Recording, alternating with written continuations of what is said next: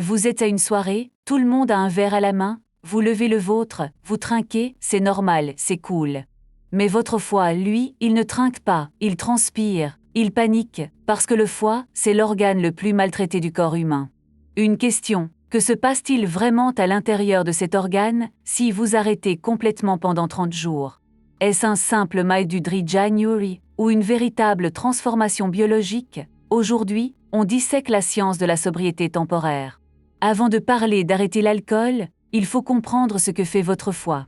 Votre foie n'est pas juste un filtre, c'est une usine chimique qui tourne 24 heures sur 24.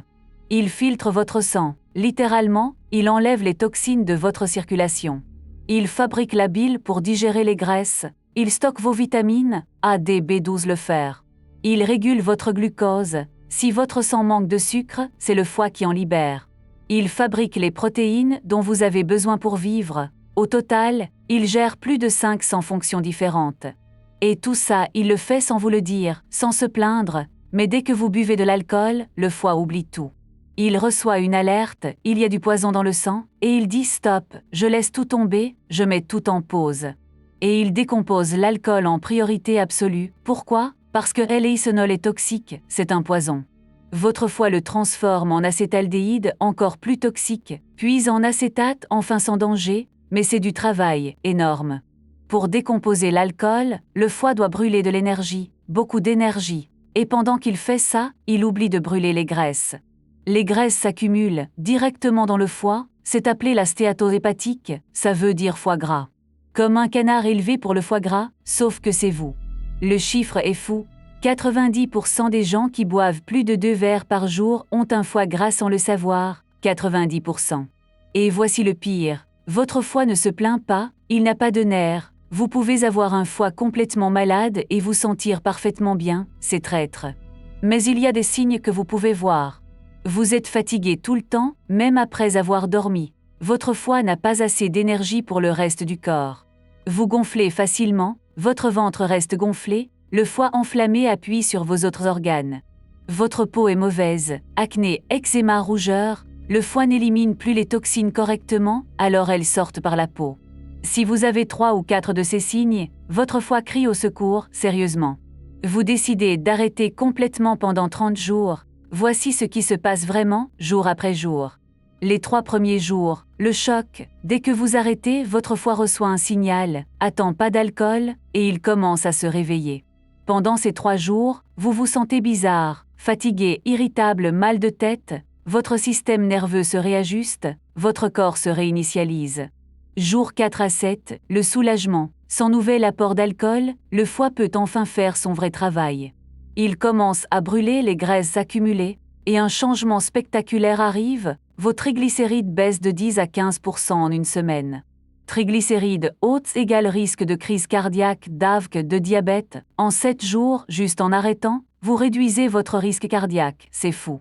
Jour 15 à 30, la vraie transformation. Selon une étude faite à University College London, la graisse du foie diminue de 15 à 20%.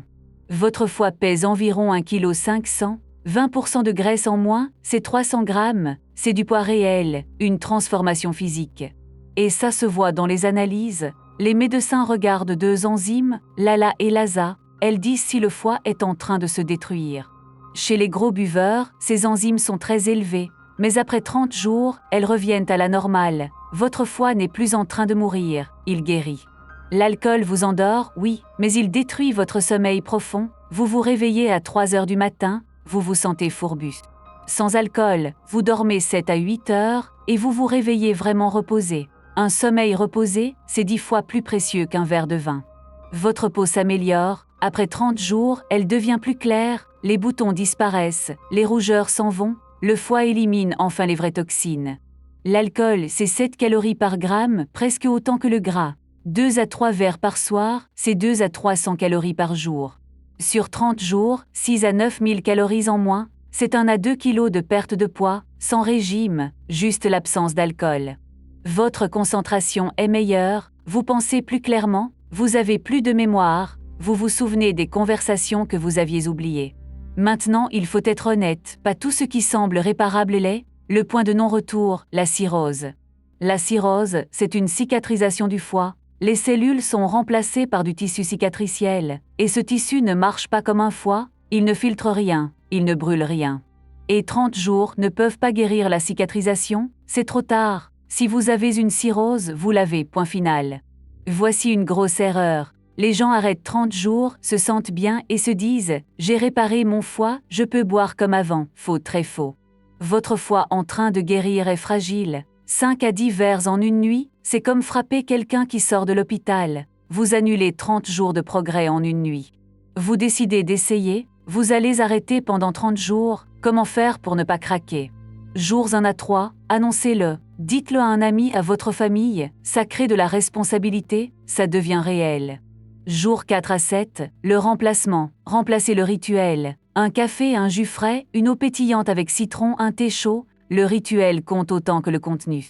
Jour 8 à 15, le moment difficile, la majorité abandonne ici, les bénéfices ne sont pas encore visibles, vous vous sentez juste normal, mais pas bien, résistez.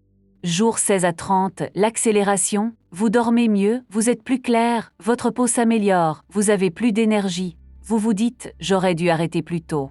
30 jours sans alcool, ce n'est pas un détox magique, ce n'est pas un défi de volonté, c'est une opération de sauvetage, c'est votre foie qui vous dit « donne-moi un break ». Mais la vraie vérité cachée, 1 mois, c'est juste le début. La vraie santé, c'est d'être constant, 2 à 3 jours sans alcool chaque semaine, maximum 1 à 2 verres quand vous buvez. Si vous avez essayé les 30 jours et senti les changements, partagez en commentaire. Votre histoire peut aider quelqu'un à commencer. Abonnez-vous à Santé Décodée. À demain.